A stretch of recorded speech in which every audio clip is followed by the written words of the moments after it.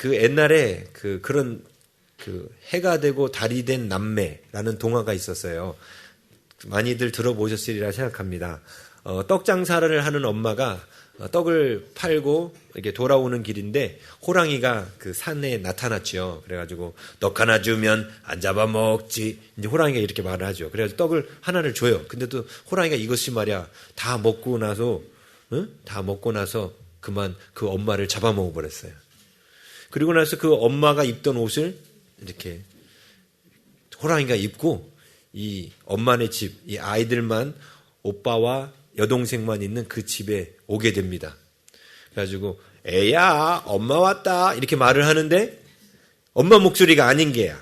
그래서 이게 문틈으로 이렇게 딱 뚫어서 봤더니만 엄마 옷은 맞는데 뒤에 꼬리가 나와 있고 보니까 얼굴을 보니까 호랑이였던 거죠.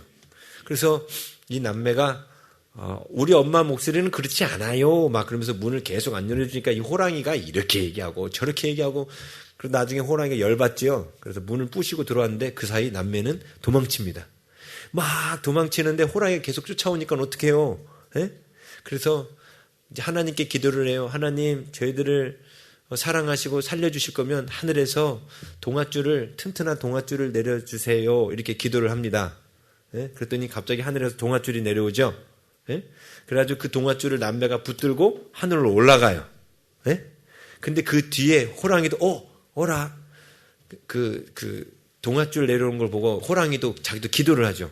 하나님 그러니까 그 남매가 뭐라고 하냐, 하나님 저희들을 사랑하시면 튼튼한 동아줄을 내려주시고 저희들을 미워하시면 썩은 동아줄을 내려주세요 했는데 튼튼한 동아줄이 내려왔던 거예요. 그래서 또 호랑이도 또 따라서 기도를 해요. 하나님 저를 사랑하시면 썩은 동아줄을 내려주시고 저를 미워하시면 튼튼한 동아줄을 내려주세요. 이렇게 기도를 했는데 하나님이 이 호랑이를 사랑하셔가지고 썩은 동아줄을 내려주시죠.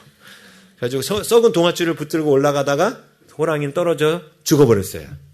근데 그 남매는 그 동아줄 잡고 올라가가지고 하늘에 올라가가지고 하나님께서 그 오빠하고 그 여동생한테 각각 사명을 맡기셔요. 어떤 사명을 맡기냐면 오빠한테는 낮에 해가 되게 하고 여동생은 밤에 달이 되게 합니다.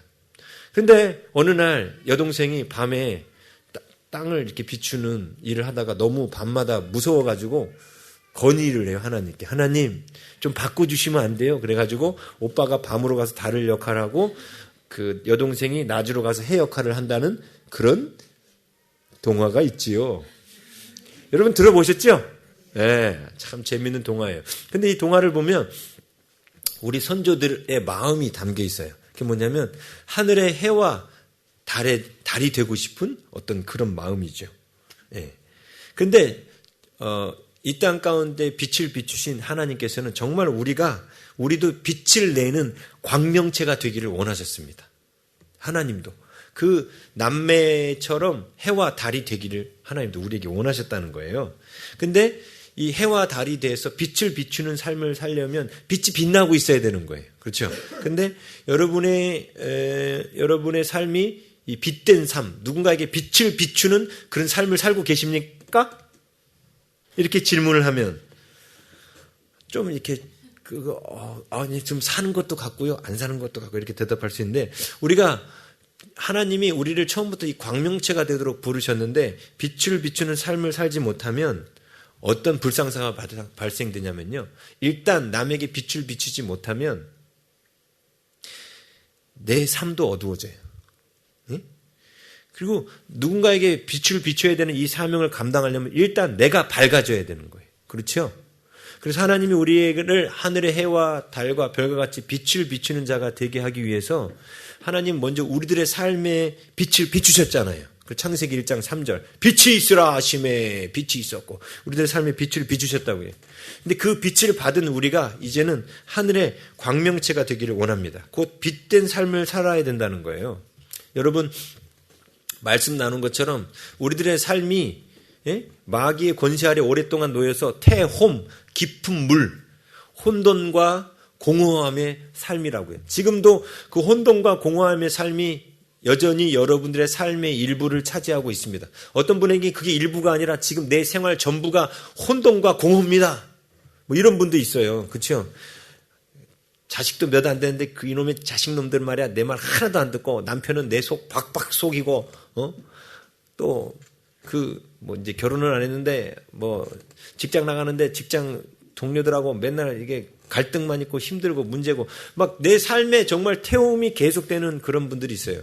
빛을 비추는 삶이 돼서 세상을 이렇게 정리해주고 세상을 이렇게 밝혀주고 이렇게 해야 되는데 오히려 여전히 그 세상의 그 어둠에 뒤덮여서 여전히 내 안에 태홈이 그 무질서함과 공허함들이 여전히 내 삶에 이렇게 있습니다. 그런데 그러면 안 되겠죠. 그래서 오늘 이 말씀을 통해서 우리가 어떻게 하면 빛된 삶을 살 수 있을까? 어떻게 하면 세상을 비추는 그 빛된 삶을 살 수 있을까? 하고 그 빛된 삶을 살 수 있는 비결을 오늘 말씀을 통해 나누려고 합니다. 우리가 빛된 삶을 살려면요, 우리가 하늘의 광명체가 돼야 돼요. 그렇죠? 자, 오늘 본문을 보면요, 14절에 이런 말씀으로 시작되죠. 하나님이 이르시되 하늘의 궁창에 광명체들이 있어 낮과 밤을 나누게 하고 그것들로 징조와 계절과 날과 해를 이루게 하라. 이런 말씀이 있습니다. 여기 보면 자, 창세기 1장에서 여러분들한테 또 다시 한번 기억나게 해드리지만 창세기 1장에서 이름을 짓다라는 뜻이 무슨 뜻이라 했습니까? 역할을 부여하다 이런 뜻이라 했죠. 아담이 동물들의 이름을 짓는 것은 동물들에게 각각 역할을 부여하는 거예요. 그렇죠? 하나님께서 지금 아담은 동물들에게 역할을 부여하셨는데 하나님은 하나님이 창조하신 피조 세계에 역할을 부여하셨어요. 예? 만왕의 왕이신 하나님께서. 그래서 오늘 그 광명체들에게 하나님께서 먼저 역할을 부여하시는, 다시 말하면 광명체들에게 이름을 지어주시는 장면이 나오는 거예요. 그게 14절이에요. 뭐라고 이름을 지어주세요? 하늘의 궁창에 광명체들이 있어서 낮과 밤을 나뉘게 하라. 이게 바로 광명체에게 이름을 지어주는 거예요. 그렇죠? 이름을 짓다라는 게 역할을 부여한다는 뜻이라 했지 않습니까? 그렇죠? 그게 뭐냐면 하늘에 광명체들이 있어서 낮과 밤을 나누는 역할을 하라는 거예요. 그게 이제 이름을 지어주는 거예요. 그리고 그것들로 징조와 계절과 날과 해를 이루게 하라. 이게 바로 광명체들에게 이름을 짓는 장면입니다. 자, 그래서 이 광명체들에게 이게 이름을 주셨어요. 자, 그럼 광명체들이 사명을 받은 거죠. 우리도 각자 모두에게 사명 선언서, 사명이 있지 않습니까? 그렇죠? 그래서 얘네들도 사명을 받았어요. 그 사명의 내용이 뭐냐면 15절, 16절에 그 사명이 나와요. 이렇게 하나님이 지금 이름을 지어줬잖아요. 그러면 이름값을 해야 된다고요. 그 이름값이 사명을 감당하는 게 15절, 16절. 15절에 뭐라고 나와요? 또 함께 읽어요. 또 광명체들이 하늘의 궁창에 있어 땅을 비추라 하시니 그대로 되니라. 여기 뭐라고 되어 있어요? 첫 번째 사명이 뭐예요? 그 광명체들의 사명. 땅을 비추는 거. 그렇죠? 하늘에 있어서 땅을 비추는 게 광명체들의 사명이에요. 그리고 16절에 두 번째 사명이 나옵니다. 하나님이 두 큰 광명체를 만드사 큰 광명체로 뭘 하게 하시고 낮을 주관하게 하시고 작은 광명체로 밤을 주관하게 하시고 또 별들도 그렇게 주관하게 하셨다. 이 만드시고라는 단어는 번역이 잘못된 거예요. 또 별들도 주관하게 하셨다. 별들도 밤을 주관하게 하셨다. 뭐 이런 거예요. 자, 여기 보면은 어쨌든 뭐냐면 광명체들의 사명은 뭐냐면 땅을 비추는 것과 낮과 밤의 주관자가 되는 겁니다. 그렇죠? 이거 해라 하고 15절 16절에는 하나님께서 사명을 부어넣으시는 거예요. 14절에는 이름을 지어주시는 장면이고 15절 16절은 그 이름값대로 이렇게 역할을 감당해라 이렇게 말씀하시는 거예요. 오케이? 예. 그리고 나서 17절 18절에 15절 16절의 내용이 반복되어 나옵니다. 똑같이 15절에 있는 광명체들의 하늘의 궁창에서 땅을 비추라 라는 그 말씀이 17절에 또 나오죠. 하나님이 그것들을 하늘의 궁창에 두어 땅을 비추게 하시며 이렇게 나오죠. 이게 그 히브리어 원문을 보면 이렇게 하나님께서 광명체들에게 사명을 주셨는데 17절의 뜻은 15절에서 사명을 주셨잖아요. 땅을 비추라고. 17절은 그게 뭐냐면 그 사명대로 땅을 비추고 있다. 그러니까 다시 말하면 하나님이 주신 대로 사명에 복종하고 있다라고 설명하는 거예요. 이해되시죠? 예? 그 다음에 16절에는 두 광명체가 낮과 밤을 주관하라고 사명을 주셨죠. 그래서 18절에는 그 두 광명체가 그 사명을 감당하여 낮과 밤을 주관하고 있다라고 말하는 거예요. 18절에 보면 낮과 밤을 주관하게 하시고 이렇게 나오죠. 예? 빛과 어둠을 나누게 하시니 하나님 보시기에 좋았다 이렇게 나오잖아요. 낮과 밤을 주관하게 하셨다. 그러니까 앞에서는 제가 지금 여러분한테 막 이 히브리어 시제까지 막 다 쪼개가지고 이렇게 막 설명드리면 더 재밌을 텐데 설교 시간에 이거 완전히 성경 공부와 강의가 되게 하지 않으려고 지금 그냥 절제하는 거예요. 그래서 그냥 그렇게 돼 있다라고만 구조가 그렇게 돼 있다라고만 제가 설명드리는 거예요. 15, 16절은 사명을 부여하시는 거예요. 17절, 18절은 그 사명대로 그 역할을 감당하고 있는 거예요. 네? 예. 자, 그런 모습입니다. 자, 그러면 하나님께서 우리 창조의 1일부터 6일까지의 과정이 하나님이 물론 세상을 창조하신 것도 되지만 태홈, 다시 말하면 혼돈과 공허 가운데 있는 우리들을 하나님의 사람으로 온전케 해 나가시는 과정이라고 그랬죠. 예? 그 과정 가운데 이 넷째 날에 있는 이 일, 여기 안에 하나님이 우리에게 사명을 주셨다는 거예요. 그 사명의 첫 번째 사명은 뭐냐면 땅을 비추는 사명. 그렇죠? 땅을 비추는 사명. 땅을 비추는 사명이 뭐예요? 자, 이 땅을 비추는 이 사명을 예수님께서도 말씀하셨어요. 우리 창세기는 꽉 붙드시고 책갈피 꽂아놓으시고 주보를 꽂아놓으시고 마태복음 5장 14절 16절로 가지요. 예수님이 우리의 사명을 다시 한번 일깨워 주시죠. 5장 14절부터 16절 우리 함께 읽겠습니다. 14절부터 16절 시작. 너희는 세상의 빛이라. 산 위에 있는 동네가 숨겨지지 못할 것이요 사람이 등불을 켜서 말 아래에 두지 아니하고 등경 위에 두나니 이러므로 집안 모든 사람에게 비치느니라. 이같이 너희 빛이 사람 앞에 비치게 하여 그들로 너희 착한 행실을 보고 하늘에 계신 너희 아버지께 영광을 돌리게 하라. 아멘. 여기 보면 우리가 그 하늘의 두 광명체에게 주신 그 사명이 뭐냐면 땅을 비추는 거예요. 그렇죠? 땅은 세상이라고 그렇죠. 우리가 훈련받고 있는 세상, 우리가 그리고 정복해야 되는 세상, 우리가 왕노릇해야 되는 대상이 땅이라고 그랬죠. 그 땅에 빛을 비추는 그 일, 예? 광명체가 빛을 비추는 일을 예수님은 뭐라고 해석하셨냐면 너희 착한 행실을 세상 사람들이 보고 하늘에 계신 너희 아버지께 영광 돌리게 하는 것 이렇게 설명하시죠. 이건 제가 해석한 게 아니라 예수님이 그 빛의 땅을 비추는 일이 무엇인지를 예수님이 설명하신 거예요.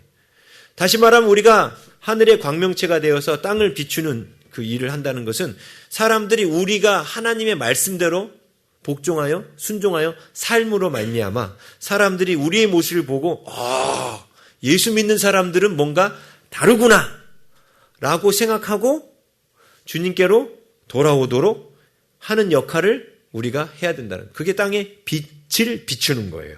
그렇죠? 그래서 하나님의 뜻을, 하나님의 마음을 세상에 알려주는 일, 그게 우리 광명체로서 우리가 해야 될 일입니다. 지난 한 주간 여러분을 통해서 세상 사람들이 빛을 받았습니까? 아니면 여러분들이 그 세상 사람들의 어둠에 같이 파묻혀가지고 그냥 그 어둠 속에서 헤매고 계셨습니까? 우리 성도들은 저는 분명 세상 가운데 햇빛이든 달빛이든 별빛이든 간에 빛으로 사셨는 줄 믿습니다! 왜 이렇게 대답이 없지? 이게 회개하는 마음으로 대답이 없으시군요. 그래, 아무리 못해도 별빛은 되지 않겠습니까? 네? 네. 별빛도 땅을 비춰요. 네, 별빛도. 네, 아무튼, 네. 그래서 첫 번째 땅을 비추라는 것은 우리의 착한 행실로 세상을 거룩하게 하는 그런 모습이라는 거예요. 자, 두 번째는 다시 창세기로 넘어와서 두 번째 사명이 뭐였냐면 낮을 주관하게 하시고 밤을 주관하게 하시는 거 있죠? 예? 자, 근데 여기 이제 조금 이제 원어를 들여다보면요. 이런 말씀 있죠. 16절에 하나님이 두 큰 광명체를 만드사 이렇게 돼 있죠. 이 표현을 보면 마치 이때 하나님께서 처음 태양과 달을 만드신 것처럼 우리가 느껴질 수 있는데 그렇지 않아요. 창세기 1장에는 창조라는 단어와 만들다는 단어가 다른 단어가 쓰입니다. 1장 1절에 말씀하신 태초에 하나님이 천지를 창조하시니라. 이게 창조라는 단어는 빠라라는 단어를 써요. 빠라. 이 빠라라는 단어는 순수하게 무에서 유로 창조된 것을 빠라라는 단어를 쓰는 거예요. 근데 여기 밑에서 나온 만드사라는 단어는 이런 겁니다. 여러분의 어머니께서 여러분을 세계적인 인물로 만드셨습니다. 라고 말할 때 만드사라는 단어를 쓰는 거예요.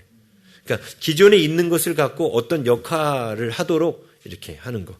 그때 여기서 그래서 만드사라는 단어는 아사라는 단어를 씁니다. 아싸가 아니라 아사입니다. 예. 이 아사라는 단어가 바로 만드사라는 단어를 써요. 그러니까 태양이 그 이전에 제가 그랬죠. 태초에 하나님이 하늘들과 땅을 창조하시니라 할 때 이미 모든 우주가 다 뿅 하고 만들어졌는데 상태가 혼돈과 공허라고 그랬잖아요. 그러니까 태양도 그때, 달도 그때 다 있었던 거예요. 그런데 지금 하나님은 뭘 하시는 거냐면 태양하고 달에게 그 역할을 부여하시는 겁니다. 역할을. 뭔 얘기인지 아시겠죠? 그래서 만드사라는 것은 이제 사명의 자리에 두시는 거예요. 자, 근데 사명의 다시 자리에 두실 때 이 만드사라는 단어가 메인 verb 동사고요. 이게 낮을 주관하게 하시고라는 이 단어는요 동사가 아니에요. 예? 우리 그 한글 성경이나 영어 성경은 이 동사를 히브리어의 특징을 살리지 못해서 동사로 번역했어요. 그 히브리어 같은 것도 영어 성경도 투부정사로 룰 뭐 이런 식으로 주관하다는 단어가 룰 뭐 이런 거거든. 지배하다 뭐 이런 거거든요. 그런데 재밌는 건 히브리어로 이 주관하다라는 단어는 명사로 돼 있어요. 예? 명사로 돼 있어요. 그도 그럴 것이 우리는 낮의 광명체잖아요. 예. 광명체는 주관한다. 이 단어가 마샬이라는 단어에서 나왔어요. 마샬이라는 단어는 무슨 뜻이냐면 다스리다라는 단어입니다. 다스리다. 근데 여기 쓰인 단어는 mem살라예요. 마샬의 명사형 mem살라. 발음하기 뭐 기억 못 하셔도 돼. 아무튼 이게 뭐냐면 마샬은 다스린다라는 말이죠. 왕노릇하다라는 그 단어예요. 그러니까 그래서 mem살라는 통치 이렇게 쓰시면 되는 거예요. 통치, 지배, 관할 뭐 이런 의미로 쓰입니다. 다시 말하면 큰 광명체 해죠. 우린 다 알고 있어요. 해인지. 근데 광명체라고 쓴 이유가 있습니다. 이따가 나와요. 왜 하나님이 해라는 단어를 구약 성경에 해라는 단어가 나오는데도 불구하고 해라는 단어를 안 쓰시고 광명체들이라고 쓰신 이유가 있어요. 그건 이제 이따가 나오고요. 어쨌든 해가 낮의 통치자가 되게 하셨다는 거예요. 낮의 주관자가 되게 한 거예요. 해가. 근데 주관자라는 인간형으로 쓸 수는 없죠. 이거 여기서는 피조물이니까. 낮의 주관자가 그러니까 번역은 이렇게 해야 되는 거예요. 큰 광명체가 낮의 주관자가 되게 만드셨다. 이렇게 번역해야 되는 거예요. 그리고 작은 광명체는 밤의 주관자가 되도록 만드셨다. 이렇게 번역해야 되는 거예요. 예? 만드셨다는 게 그렇게 걸립니다. 그래서 여기 보면 광명체들이 낮과 밤의 주관자들이 된다는 거예요. 자, 아까 우리가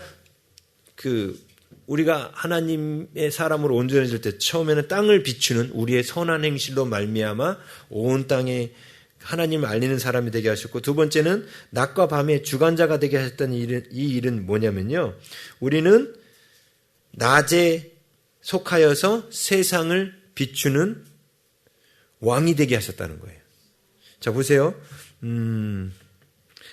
해가 낮을 통치하고 달이나 별이 밤의 통치자가 되지 않습니까?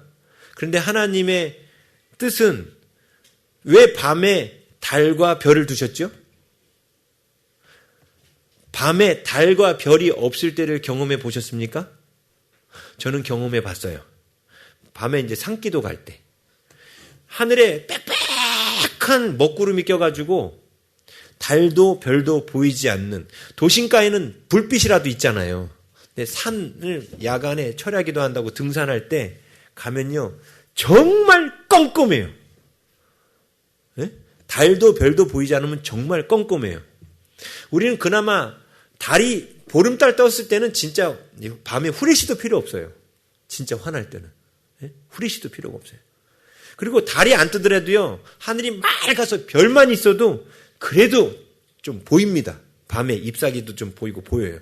근데 이 먹구름으로 빡빡하게 들어가면요 밤에 정말 안 보여요. 도심 지역 말고 산속 같은 데 들어가면 정말 안 보여요. 그래서 물론 아주 가까운 건 보여도 진짜 잘 안 보여요. 앞뒤를 도저히 분간해 나갈 수 없는데, 그런데 맑은 하늘에 별만 떠줘도 이게 우리가 조금 이게 앞길을 볼 수 있고, 달이 뜨면 진짜 잘 보여요. 밤에 후레쉬 없이도 갈 만큼 잘 보여요. 이게 보름달만 떠줘도. 예? 자, 보세요. 이 모습이 뭐냐면, 세상은 사실 어떤 모습이냐면, 하나님 보실 때 세상은 어떤 모습이냐면 캄캄한 어둠이에요. 말씀드렸죠. 창세기 1장 3절 하나님이 빛이 있으라 하시면 빛이 있었고, 이 빛이 있기 전에 세상, 마귀가 지배하는 세상은 빛이 없었죠. 그래서 공허하고 땅이 혼돈하고 공허하고 흑암이 깊음 위에 있었잖아요. 곧 마귀가 지배하는 세상은 흑암, 곧 밤이란 말입니다. 그렇죠? 밤과 같은 세상 속에서 하나님은 우리가 뭐가 되게 하셨어요? 광명체, 빛이 되기를 원하셨어요. 그래서 이 창세기 1장에 나온 이 모습이 요한복음에 나온다 했잖아요. 그래서 요한복음 1장부터 태초에 말씀이 계시니라, 이 말씀은 하나님과 함께 계시고, 여러분 잘 외워야 되는데, 말씀은 하나님과 함께 계셨고 이 말씀은 곧 하나님이시다 하면서, 예? 그러면서 하나님 안에 그 빛에 대한 얘기를 하고 있잖아요. 저도 헷갈린다. 외웠는데. 자, 요한복음 1장 가볼게요. 예. 1장 4절. 또 창세기 또 돌아올 거니까 책갈피 꽂아 놓으시고 1장 4절. 그 안에 생명이 있었으니, 여기서 말하는 그는 말씀이에요. 말씀, 로고스. 말씀 안에, 곧 예수님 안에 생명이 있었어요. 그렇죠? 자, 예수님 안에 생명이 있었는데 이 생명은 사람들의 뭐다? 빛이다. 이게 무슨 뜻이냐면 하나님께서 사람들에게 주려고 준비해 놓으신 거란 거예요. 예? 우리가 그 생명을 받으면 우리 안에 뭐가 들어오는 거예요? 빛이 들어오는 거예요. 그럼 우리가 빛의 광명체가 되겠죠? 예? 그래서 먼저 마태복음 5장에서는 우리 보고 빛을 비추라고 그랬어요. 왜냐하면 마태복음 5장은 산상수훈은 이미 영접하고 거듭난 사람들, 빛이 들어온 사람들이 빛을 비추라고 하시는 내용이에요. 그렇죠? 그런데 1장 8절 보세요. 세례 요한에 대해서 뭐라고 설명하냐면, 그는, 세례 요한은 빛이 아니요 이 빛에 대하여 증언하러 온 자라고 이렇게 써 있죠. 처음에 사람은 이 빛이 아니었어요. 자, 그런데 9절, 참 빛, 곧 세상에 와서 각 사람에게 비추는 빛이 있었나니, 그 빛이 누구예요? 예수님이죠, 예수님. 그 밑에 보면 나오죠. 그가 세상에 계셨으면 세상은 그로 말미암아 지은 바 되었을 때 세상이 그를 알지 못했고, 예수님이 원래 빛인 거예요. 빛. 그렇죠? 그 빛이신 예수님이 우리들 안에 들어오는 그 사건이 영접하는 자, 곧 그 이름을 믿는 자. 영접한다는 게 뭐냐면 빛이신 그 빛 이퀄 생명이죠. 그 빛이 우리 안에 쏙 들어오면 어떻게 돼요? 우리가 뭐가 돼요? 광명체가 되는 거예요. 네? 우리가 광명체가 되는 거죠. 그래서 마태복음에서 우리가 광명체가 돼서 비추라고 그랬죠. 자, 빛이신 예수님이 활동할 때 이런 말씀하셨어요. 요한복음 9장 4절로 갑니다. 요한복음 9장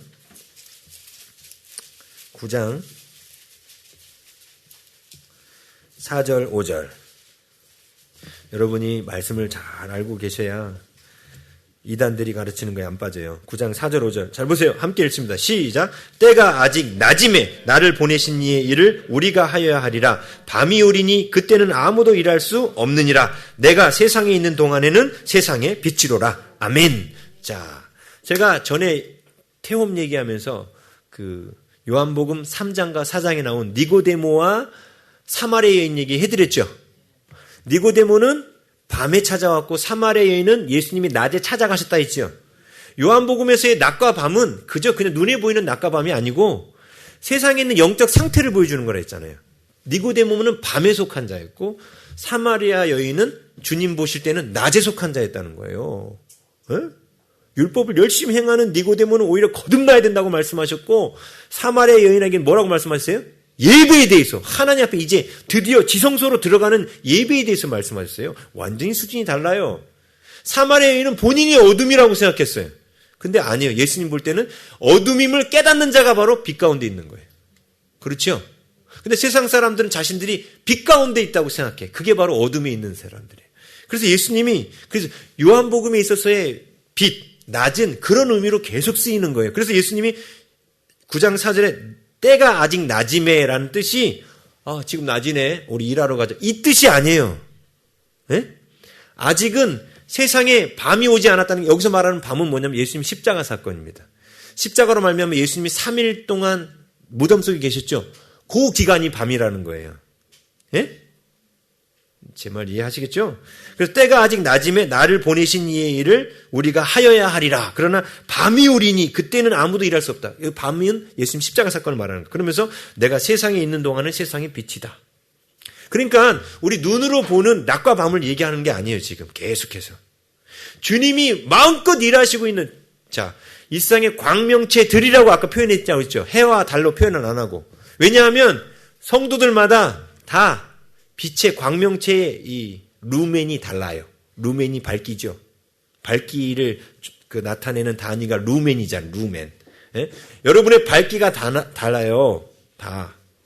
어떤 사람은 해와 같이 빛나는 사람이 있고, 어떤 사람은 달과 같이 빛나는 사람이 있고, 어떤 사람은 별과 같이 빛나는 사람이 있는 거예요.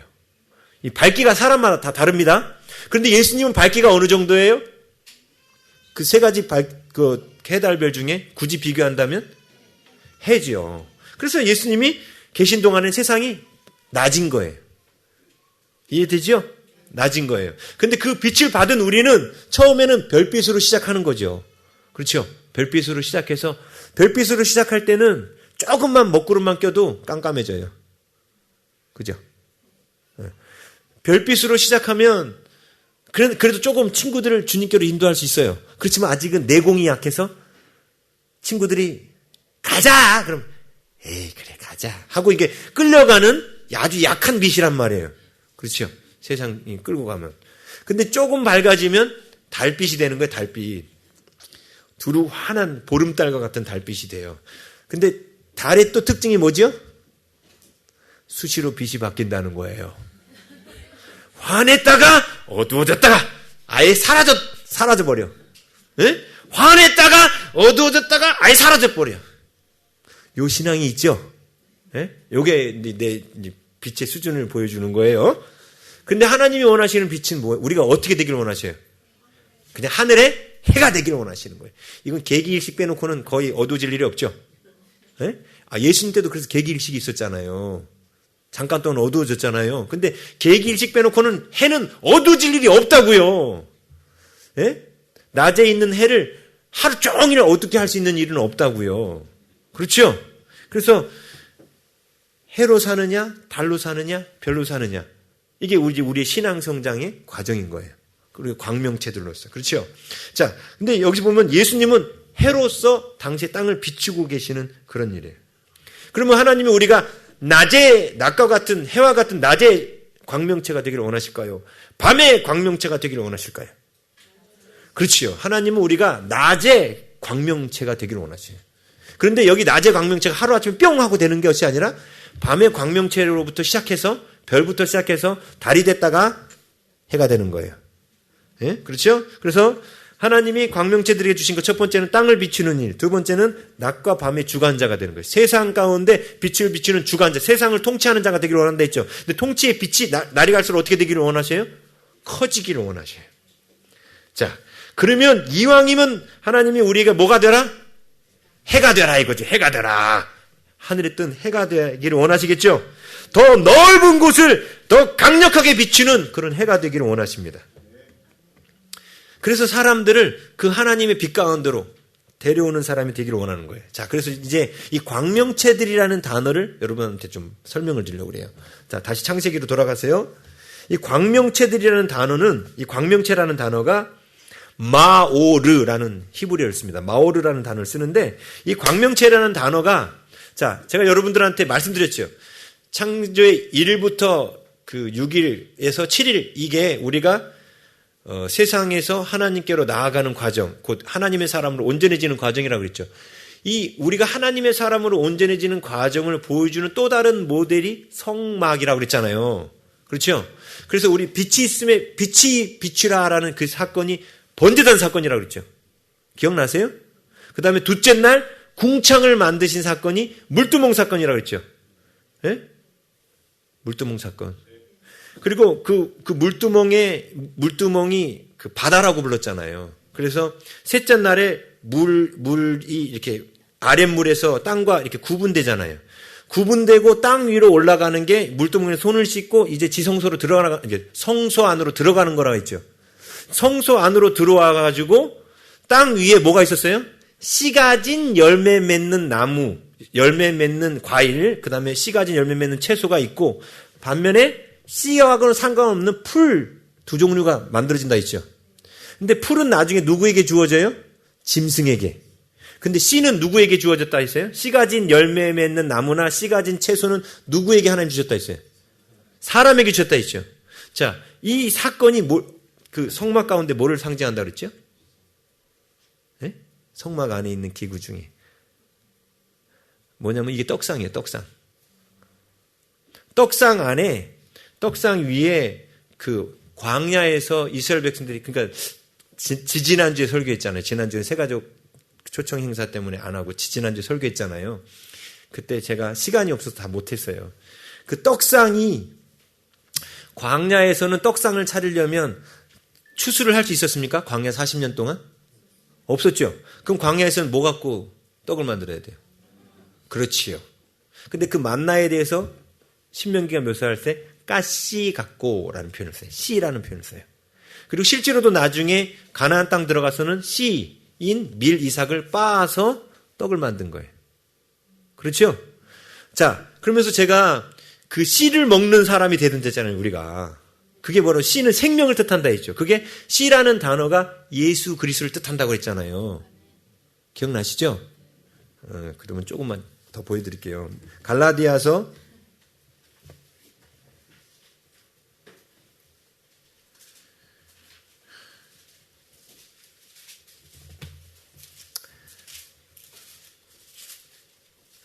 3장 16절. 그리고 제가 그 씨는 하나님과의 언약을 체결하는 거라 했죠. 기억나시죠? 그거는 언약을 체결하는 거, 약속이라고 그랬어요. 근데 그 약속의 내용이 뭐였어요? 예? 하나님이 우리에게 주신 최고의 약속이 뭐라 했어요? 그 씨를 우리가 먹게 해주는 거예요. 그 언약을 먹는 거예요. 근데 그 씨를 먹는다는 그 약속이 뭐라고 했어요? 구약부터 신약이 옛날 약속, 새 약속이에요. 하나님이 우리에게 주신 가장 원대하고 위대하고 가장 뛰어난 약속이 뭐라 그랬어요? 4글자. 초성, 이응, 미음, 니은, 이응. 예? 임마누엘이라고 그랬잖아요. 임마누엘.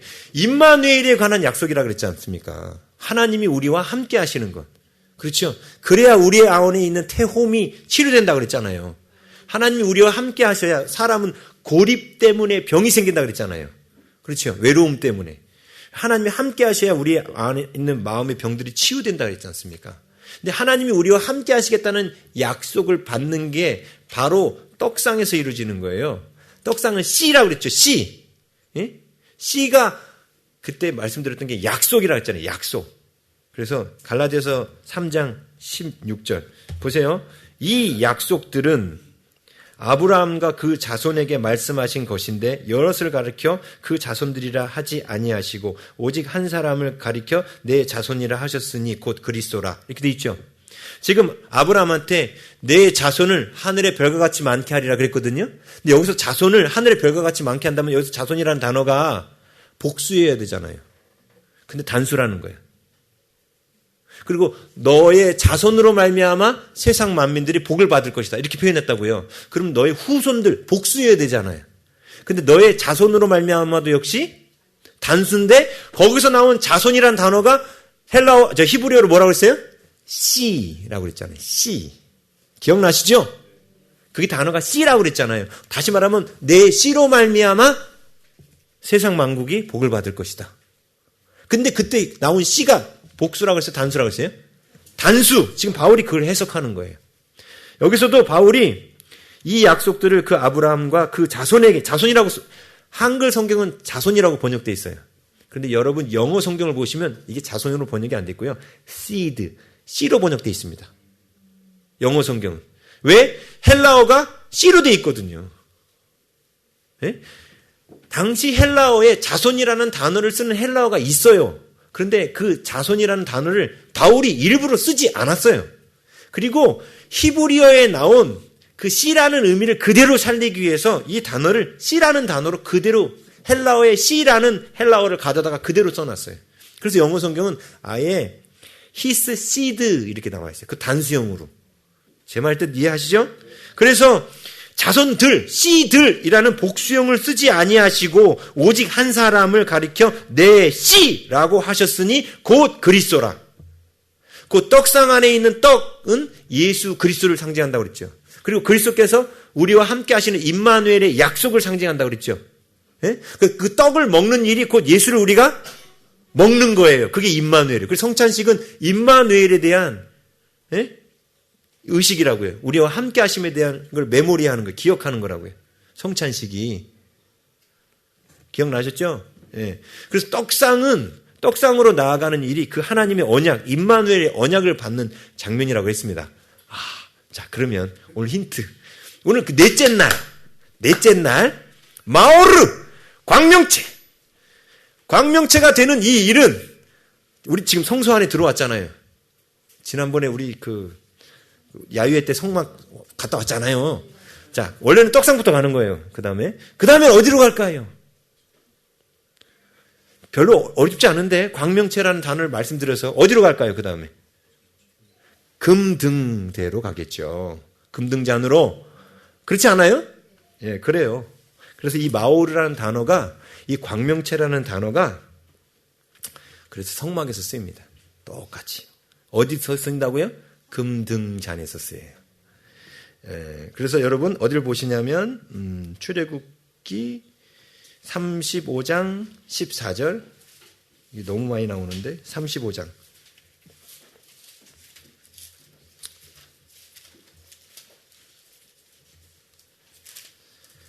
(35장) 14절.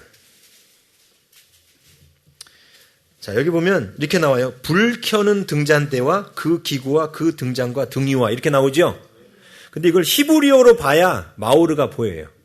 그러니까 등잔대는 말 그대로 램프라는 단어가 따로 있어요. 그러니까 이거는 램프라는 메노라라고 이렇게 나와요. 메노라. 이게 등잔이에요. 등잔. 예? 그런데 그러니까 히브리어 원문을 보면 이렇게 나와요. 여기 보면은 불 켜는 등잔대와라고 돼 있죠. 근데 이거를 어떻게 되냐면 그 광명체를 위한 등잔대 이렇게 돼 있어요. 그 앞에 정관사 더가 붙어 있어요. 그 광명체를 위한 등잔대. 그게 우리 개역 성경에는 불 켜는 등잔대 이렇게 불 켜는이라고 되는데 그건 정확한 번역이 아니고 정확한 번역은 그 광명체를 위한 등잔대 이렇게 돼 있어요. 이해되죠? 그 다음에 끝에 보면 등유라고 나오죠. 등유. 여기도 히브리어 원면은 어떻게 되냐면 그 광명체를 위한 기름 이렇게 나와요. 그래서 그 광명체라는 마오르라는 단어가 여기 또 나옵니다. 그러니까 이건 어떻게 보면 구별된 거죠. 등대. 이거는 뭐라고 하냐면 메노라라고 불러요. 메노라. 이게 7개 있는 거 있죠. 그걸 메노라라고 부르는데 메노라에서 불이 켜진 요걸 이 광명체라고 부르는 거예요. 이 불을 광명체라고. 메노라하고 광명체를 구분해서 불렀다고요. 그런데 때로는 이 메노라하고 광명체를 묶어서도 표현해요. 자, 그러면 지금 성막 안에도 사실은 캄캄한 밤이죠. 뭐가 없으면? 광명체가 없으면. 광명체가 없으면 성막 안에도 역시 캄캄한 밤인 거예요. 그런데 지금 뭐가 있어요? 광명체가 있는 거예요. 근데 그 광명체가 일곱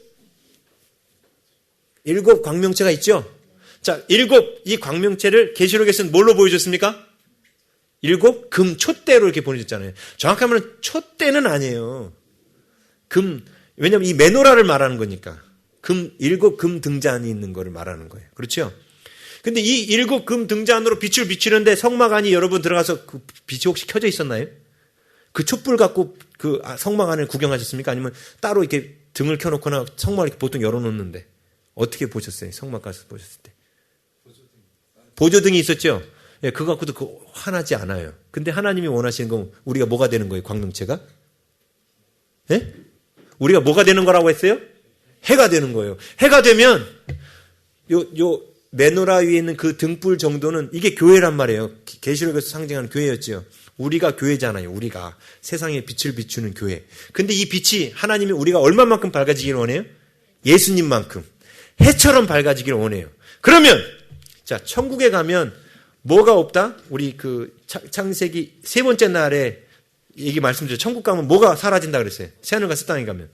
바다가 사라진다고 했죠. 바다는 깊은 물, 혼돈과 공허기 때문에 사라진다고 그랬죠.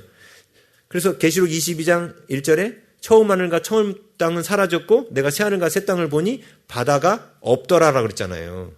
천국의 완성은 바다가 없어져야 된다고 그랬어요. 깊은 물이 사라져야 된다고 그랬어요. 그렇죠. 우리 안에 마음의 안식, 완전한 천국이 이루어지면 우리 안에 태움이 사라져야 되는 거예요. 깊은 물, 바다가 사라져야 된다고 했지 않습니까? 그리고 천국 가면 또 사라져야 할 게 또 하나 있어요. 뭐가 사라져야 돼요? 예? 계시록 21장 25절. 계시록 21장 25절.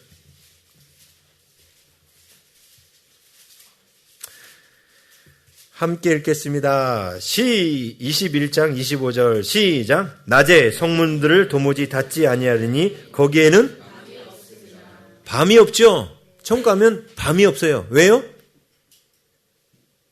왜 밤이 없어요? 23절.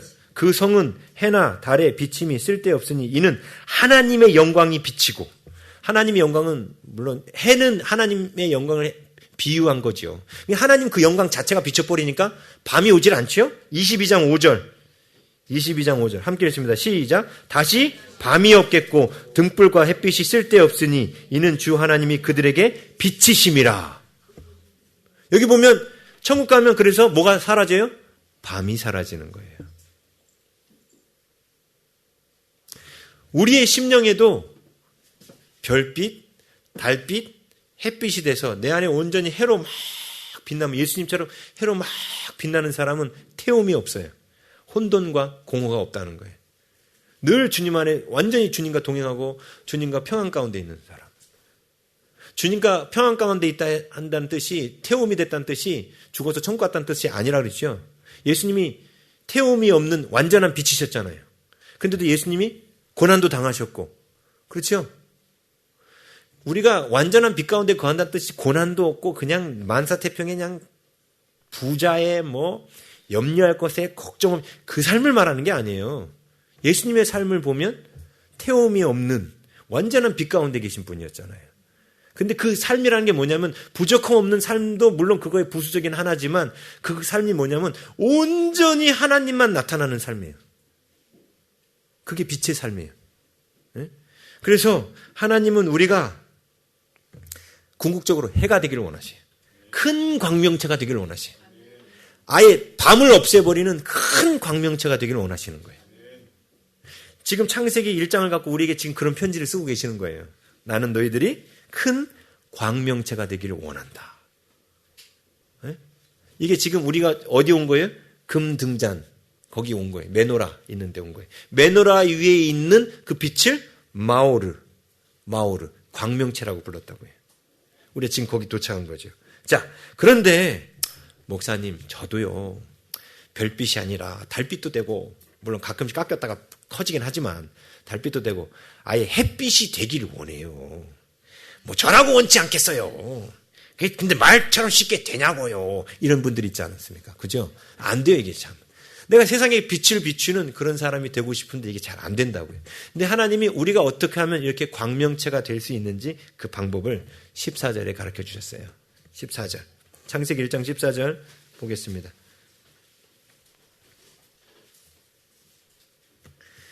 하나님이 이르시되 하늘의 궁창에 광명체들이 있어. 여기서 말하는 있어라는 단어가 하야, 비동사예요. 명령형입니다. 그리고 이루게 하라, 나뉘게 하라, 이거는 투 부정사예요. 예? 있어에 걸리는 거예요. 어떻게 번역하는지 아시겠죠? 하늘의 궁창에 광명체들이 낮과 밤을 나뉘도록 존재하라. 이런 거예요. 있으라. 그리고 하늘에 있는 궁창에 있는 광명체들이 징조와 계절과 날과 해를 이루도록 있어라. 이렇게 명령하시는 거예요. 히브리어 원문을 보면. 근데 여기 보면 두 가지가 나오죠. 하나는 뭐냐면 낮과 밤을 나누라는 거예요. 이 빛의 역할 가운데 하나가 낮과 밤을 나눈다는 거예요. 그런데 우리는 희한한 건 그 이전부터 이미 저녁이 되고 아침이 되니까 첫째 날부터 있었습니다. 그렇죠? 예? 여기서 이 첫째 날, 그러니까 그래서 말씀드린 게 태양이 이때 만들어진 게 그래서 아닌 거예요. 그 이미 지구는 그때도 첫째 날에도 자전하고 있었고, 그래서 낮과 밤은 이루어지고 있었다고요. 근데 여기서는 하나님께서 이제 그것들 가운데 역할을 부여하시는 장면이죠. 근데 보세요. 여기 보면서 낮과 밤을 나누라고 말씀하셨다고요. 그렇죠? 근데 낮과 밤을 나누는 이 일이 우리가 광명체의 사명을 감당할 수 있는 방법이에요. 그게 뭐냐면 시간을 구별하는 거예요. 시간을 거룩히 구별하는 거예요. 우리는 낮에 속한 자라고 그랬죠. 네? 그런데 우리가 낮과 밤을 구별하지 못하고 자꾸 밤에 속한 자가 되면 우리는 절대로 세상을 비추는 빛이 될 수 없습니다. 낮과 밤을 나누라는 이 표현은요, 시간을 거룩히 구별하라는 거예요. 우리가 거룩해진다는 뜻이 카도시, 이게 자르는 거예요. 자르는 거. 그러니까 언약이 베리트가 자르는 거예요. 카도시는 구별하다는, 구별한다는 게 뭐예요? 그러니까 세상 사람들하고 뭔가 다르다는 거예요. 우리가 구별돼야 돼요. 근데 우리가 세상을 비추는 빛이 되려면 뭐가 구별돼야 되냐면 시간이 구별돼야 돼요. 그래서 우리는 하나님의 사람들이 우리를 부를 때 하나님 우리를 시간을 구별하셨어요. 그래서 시간을 거룩하게 만들어야 돼요, 우리가. 구별된 시간. 지금 여러분이 여기 앉아 있죠. 몸도 장소도 구별돼 있지만 여러분의 시간도 구별돼 있죠. 네? 지금 시간과 장소가 여러분 다 구별된 상태에서 지금 하나님 앞에 예배 드리고 있는 거라고요. 시간도 구별돼 있잖아요. 근데 어떤 분은 시간이 구별 안 돼 있는 분이 있어요. 뭐야, 우리 목사님 소리가 오늘 기도 이렇게 오래 하는 거야. 뭐 이게 시간이 구별 안 된 분이에요. 그분은 지금도 세상에 있는 거예요. 하나님께 온 마음이 들어가 있지 않고 똑같은 자리에서 똑같은 시간 안에 있는 것 같지만 그분은 시간이 딴 데가 있는 거예요. 시간이 구별되어 있는 거지 않은 거예요. 하나님께 있는 빛 가운데 계신 하나님 앞에 머물러 있는 시간. 이게 시간이 거룩히 구별된 겁니다.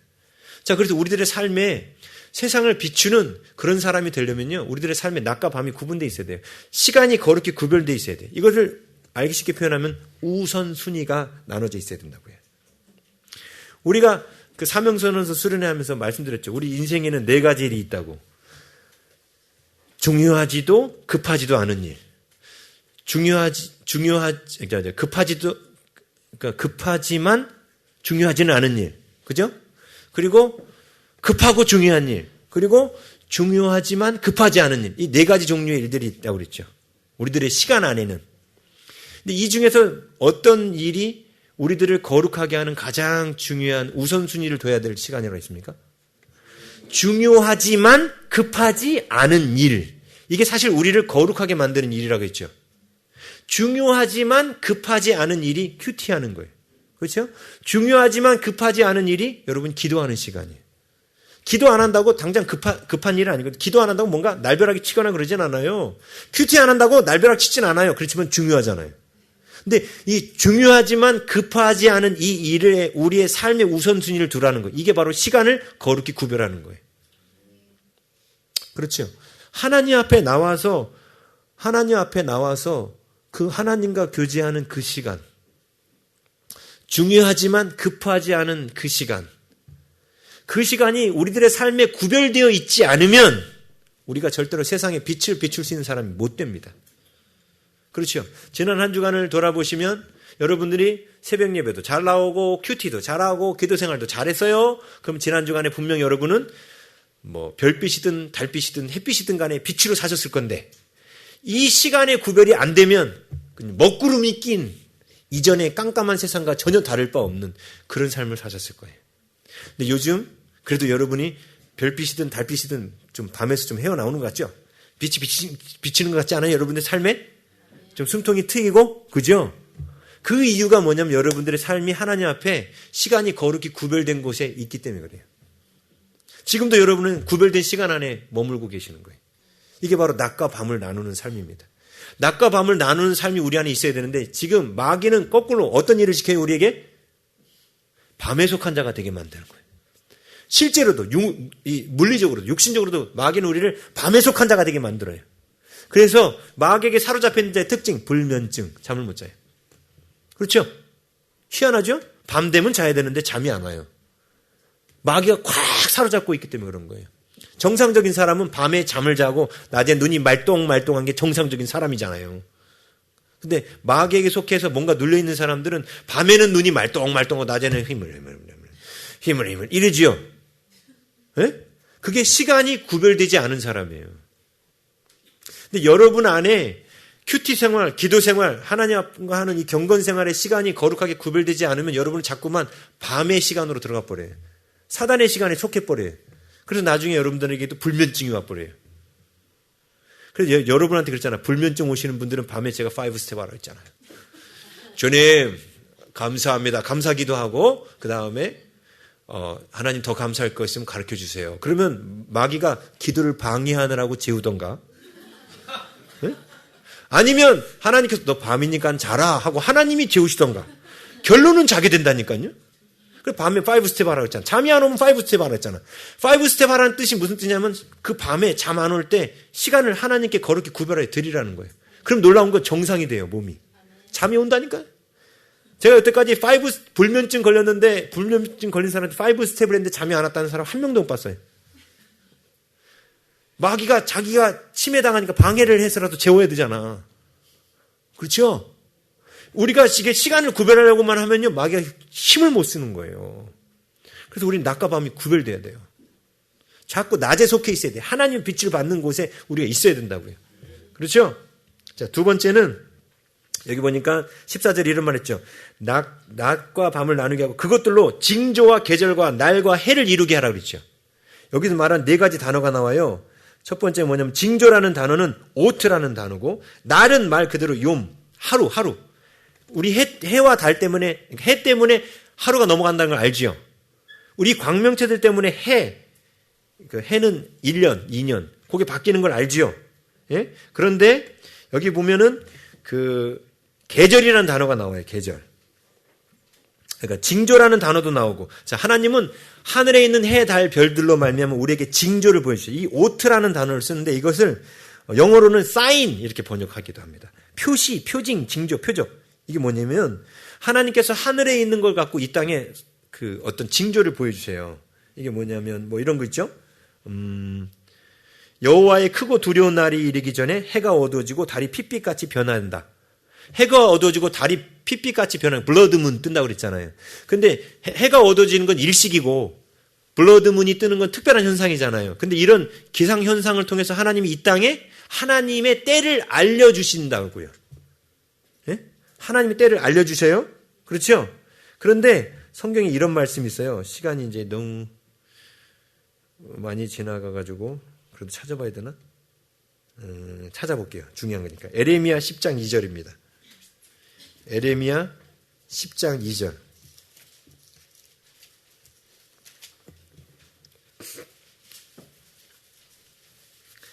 (1066면에) 있습니다. 1066면. 함께 읽겠습니다. 시작. 여호와께서 이와 같이 말씀하시되 여러 나라의 길을 배우지 말라. 이방 사람들은 하늘의 징조를 두려워하거니와 너희는 그것을 두려워하지 말라. 아멘. 여기 보면 여기 징조라는 단어가 앞에 나왔던 그 징조예요. 예? 하늘의 징조를 너희는 두려워하지 말라. 하늘에서 별들과 해가 껌껌해지고 별이 떨어지고 달이 빨갛게 바뀌는 막 이런 하늘의 징조들을 너희는 두려워하지 말라는 거예요. 여기서 말하는 너희는 하나님의 백성들이죠. 하나님의 백성들은 그런 징조가 두려움의 징조가 되면 절대 안 됩니다. 그 징조들을 볼 때 여러분 두렵다는 뜻은 무슨 뜻이냐면 내가 지금 하나님께 속하지 않았다는 뜻이에요. 예? 하나님의 말씀대로 사는 사람은요, 하늘의 징조가 두렵지 않아요. 절대로 두렵지 않아요. 그렇죠? 여호와의 크고 두려운 날이 이르기 전에 해가 검어지고 달이 핏빛같이 된다라는 말씀 들을 때 우리는 그런 현상이라면 할렐루야, 주님의 날이 가까웠군요. 오히려 기쁨이 생겨요. 근데 세상은 두려워해요.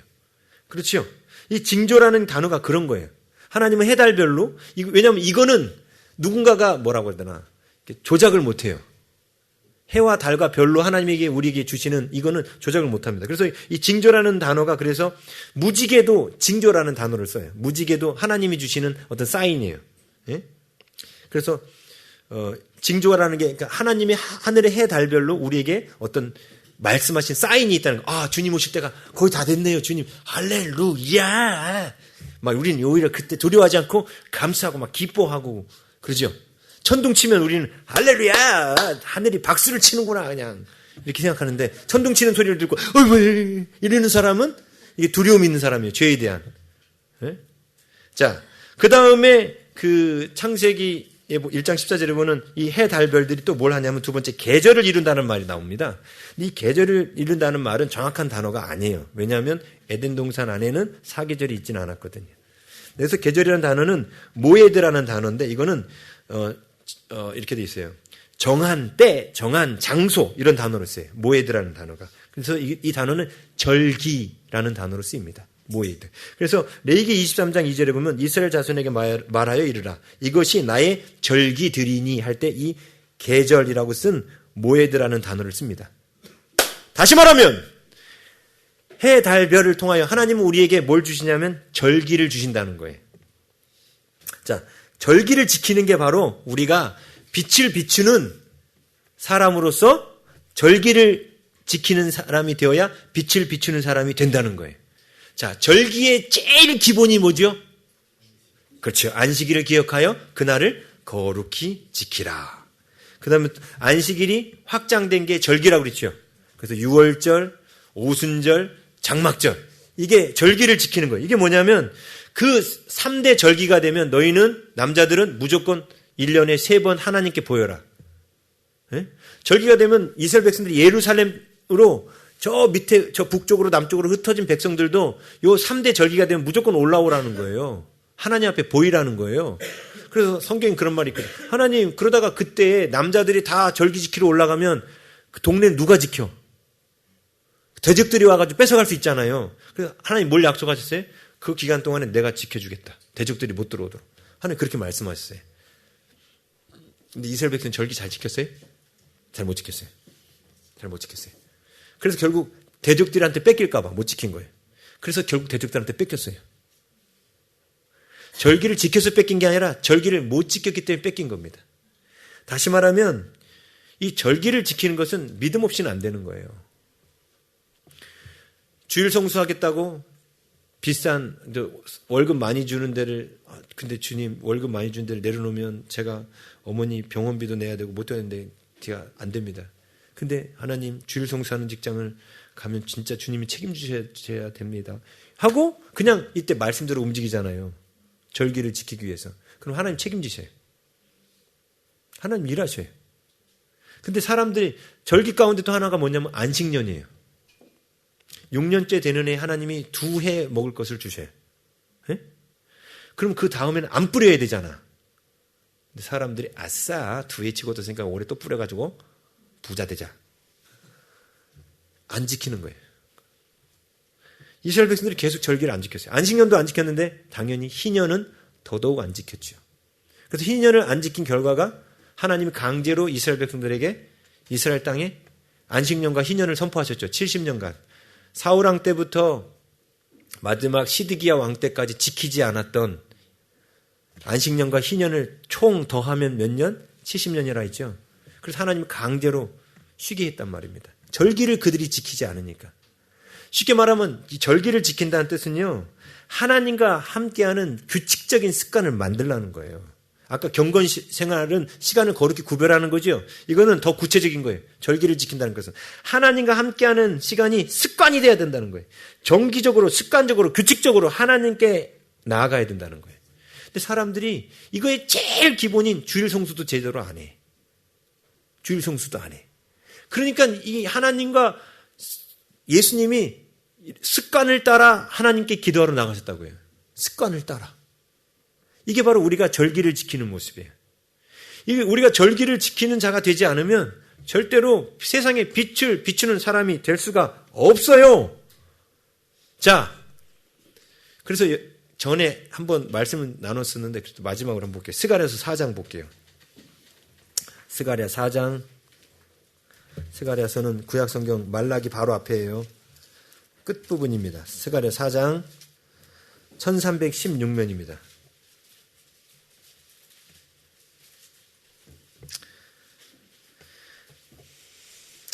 4장 2절 볼게요. 그가 내게 묻되 내가 무엇을 보느냐? 내가 대답하되 내가 보니 순금 등잔대가 있는데 그 위에는 기름 그릇이 있고 또 그 기름 그릇 위에 7 등잔이 있으며 그 기름 그릇 위에 있는 등잔을 위에서 7 관이 있고 그 등잔 곁에 2 감람나무가 있는데, 자, 순금 등잔대와 2 감람나무 환상이죠. 예? 자, 이것이 이제 이스라엘을 향한 상징이었다고 했어요. 이 2 감람나무와 순금 등잔대가 이스라엘에 대한 상징이랬고, 왜 제가 감람나무가 2개라고 그랬죠? 증인의 최소 숫자가 몇 명이라고 그랬죠? 2명. 그래서 2 감람나무예요. 그런데 우리가 이 순금 등잔대가 뭘 상징한다고 그랬어요?